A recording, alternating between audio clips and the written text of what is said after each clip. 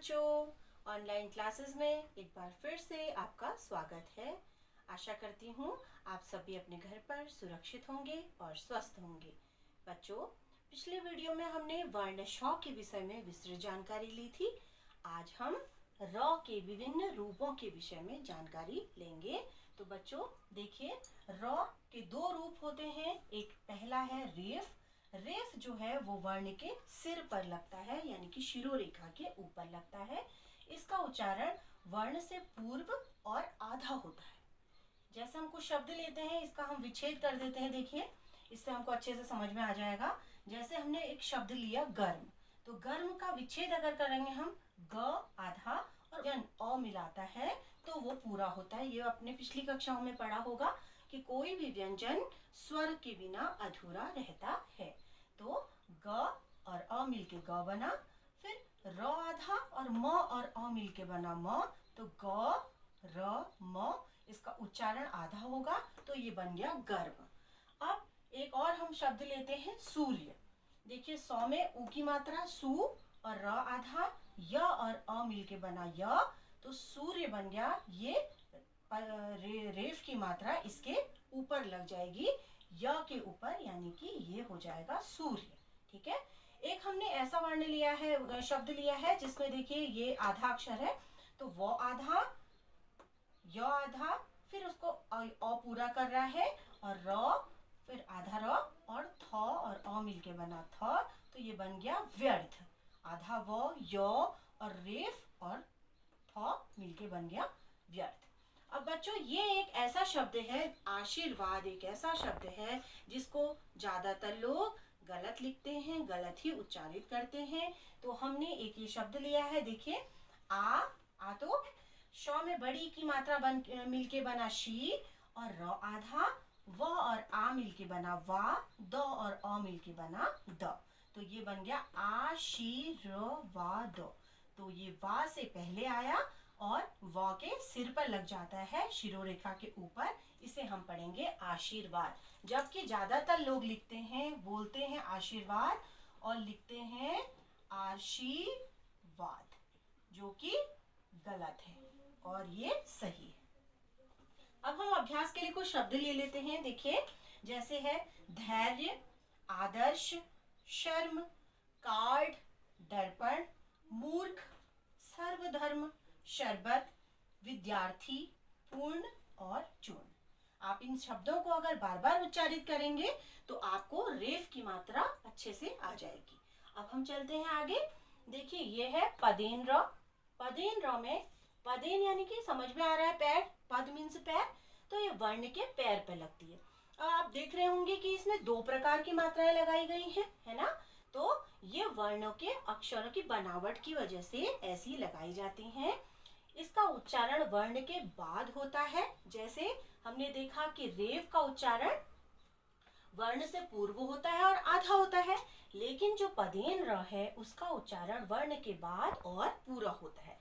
तो इसमें ये वाला जो है मात्रा, ये खड़ी पाई वाले वर्णों में लगाई जाती है। खड़ी पाई यानी कि जिसमें डंडा होता है, जिसे हम जनरली डंडा बोलते हैं। तो देखिए, जैसे कुछ शब्द हैं, जैसे ब्रश है। अब ब्रश है, इस पे खड़ा डंडा पड़ा हुआ है, तो ब और ब आधा हो गया, और र और अ मिलके बनेंगे र, और श और अ मिलके बना श, है ना।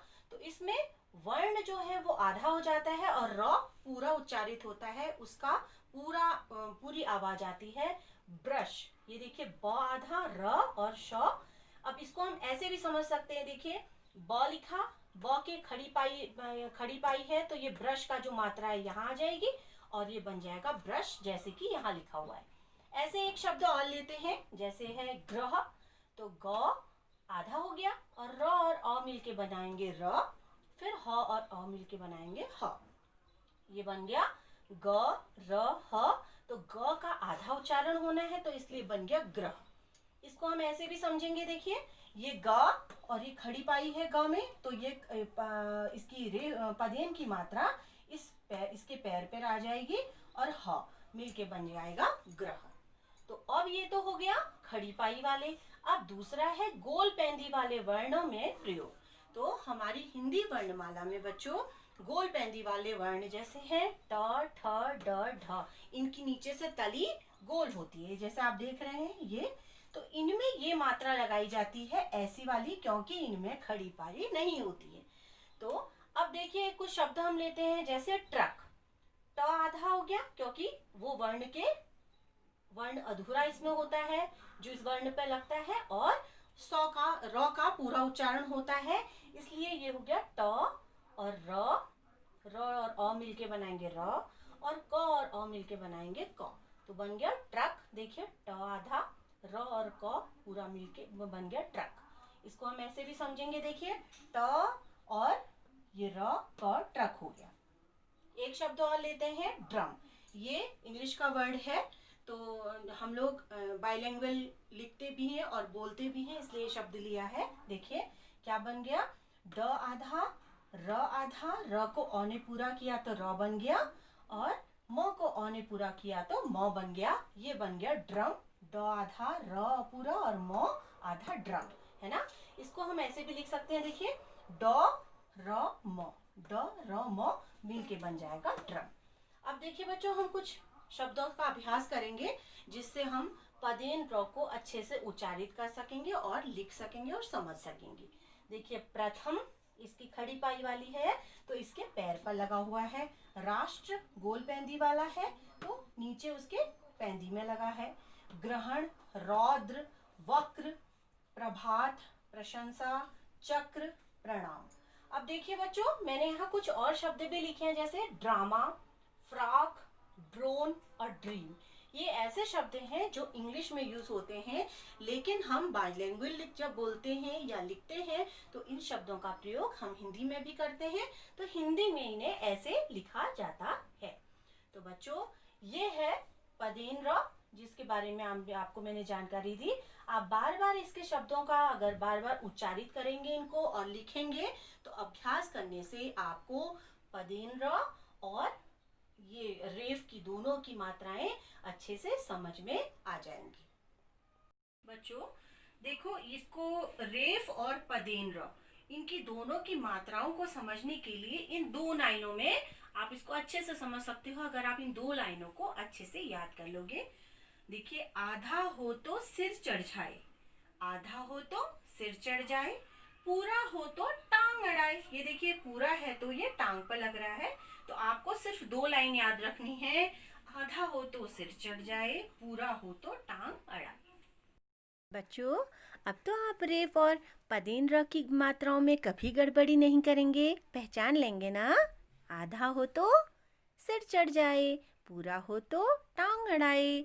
अब ये आपका गृह कार्य है और आपको इसको बार बार बोलने और लिखने का अभ्यास करना है, ताकि आप भविष्य में कभी भी गलती ना करें।